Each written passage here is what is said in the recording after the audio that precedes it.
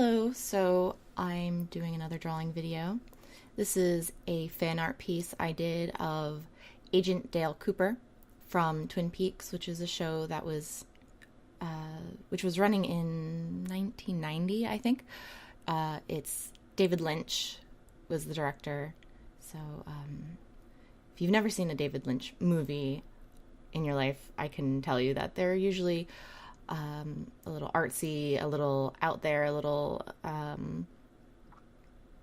they take some afterthought to really understand what's going on sometimes. This piece, I don't know, I love Agent Cooper. He's really great. And he has this really cool look. He's just very classy, very serious, but kind. And Kyle MacLachlan is the actor. He's a very, very talented guy. I'm just a big fan. I could just gush about the eyes. Oh my god. I was having trouble drawing the eyes, as usual. It's always a very hard thing to do. And I was really having trouble getting the face shape right, so I just kind of made the shape, and then I had to shrink it down a little bit, make it actually look like him. But definitely, it's a good show. There's a new season coming out that does take place the 25 or so years later that it's been off the air for, and a lot of the original cast is coming back, except for a few. I don't know exactly who's not coming back aside from the people who have sadly passed away. There's a couple of characters that were either very interesting or very integral to the plot that their actors have passed away. A lot of my favorite characters are coming back from what I understand, or at least my favorite actors are coming back.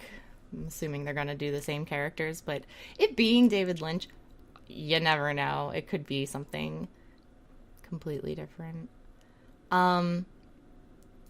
And it starts as a murder mystery. There's definitely a nifty little supernatural element. There's a lot of stuff that has to do with like the relationships between the people in the show, who's doing stuff with who or whom, I guess. Yeah, it like a kind of like a soap opera in some ways. Here I was having some trouble with the arm and getting it right, and then I eventually looked over at my reference photo and realized his elbow is not sticking out like that, which I end up fixing in a little bit. I'm also using a pop filter. My husband got me a really, really nice microphone for Christmas and a pop filter, and I'm not personally hearing much of a difference. I still think you get all my nice little lip smacking goodness. Ugh, and I apologize for that constantly. I'm so sorry.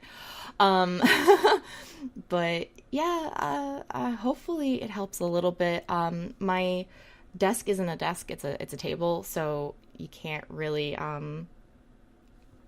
attach it very well. It's too thick of a table, so I'm just sort of holding it in place, and hopefully that works. I'm very happy with how the hand came out. Hands are hard. I think everybody knows that. That's common knowledge. Hands are really difficult. But I just took my time. I broke down into shapes and did my best, and here I fixed the head. I always sort of make things slanty from one side to the other, and that's one of the things I really like about adding the digital element to anything I draw, is I can fix things by just cutting it and moving it. There are definitely drawbacks, like my lines are usually a lot more messy in digital, and it requires me to go in and fix them a lot and take care of those lines and those little, all those little things there. Oh, looks kind of ratty, but when you zoom out, it's not too bad. So Twin Peaks, if you don't know, the chevrons are very important, which is those little zigzags. It's black and white zigzags with red is the other color. That's really important. And what I ended up doing was I found an image online and I put it in, and I thought, well, maybe I could just leave that.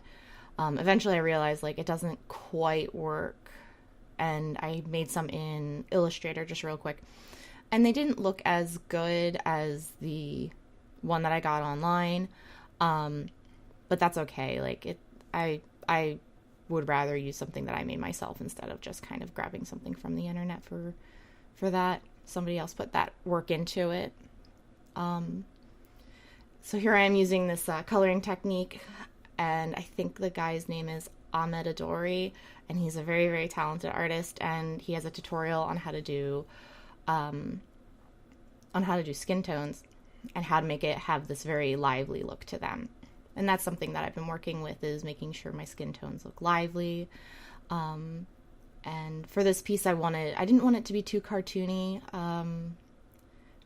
but my style does have a cartooniness to it. But the show is, in itself, both very serious and very out there and silly at times. Some characters are really silly. Look it up. It's just, it's a trip. It's an absolute trip. It's such a good show. It being a little bit of an older show, it might be harder to get into for some people, but it's definitely worth a try.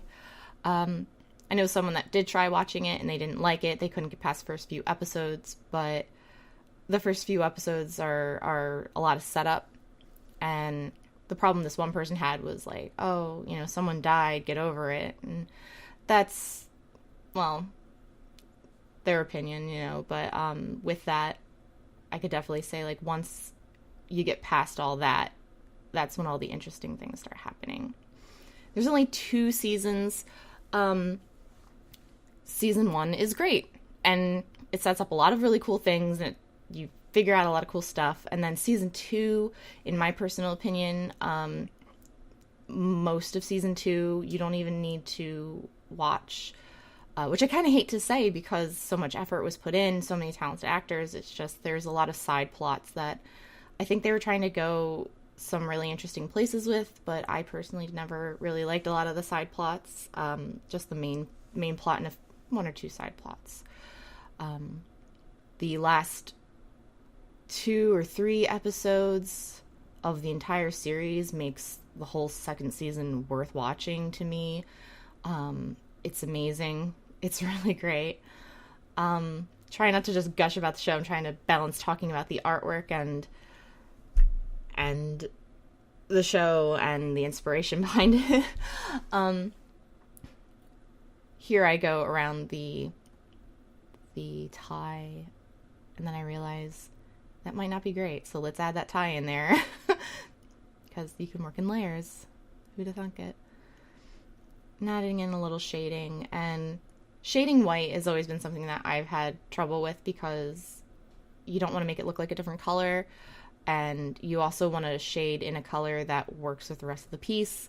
There's a lot of red in this piece, a decent amount of gray. And speaking of the colors and the themes and stuff in this piece, I was trying to make his tie. If you look at his tie, you have black and white lines, and then you have that hint of red in there. And that's just the red room, which is a big thing in the whole show. And I realized, like, what if his tie turns into the chevrons because there's the black and white lines? And that's something that I didn't notice for a long time. Like, this picture is almost as old as I am. And, this show came out when I was really, really young. And I only watched it kind of recently, a couple years ago. And only recently when I was starting to draw this piece and I saw the colors, I was like, oh, I see what they did with his tie. Because I thought it was blue. I thought his tie was blue and white and red, and now it just makes so much more sense, which makes me very happy. I love those little sort of details. And then I went in with the eyes. I did them kind of sloppy, and then I cleaned them up. Very, I still feel like I'm a novice on the eyes. I never know what to do with them. and you gotta clean up. Even though I thought the effect looked really neat, I was more worried that it looked kind of sloppy. So I went around and cleaned it. But it's something that I may use in another piece. And I actually did try to emulate it a little bit in the background towards the end.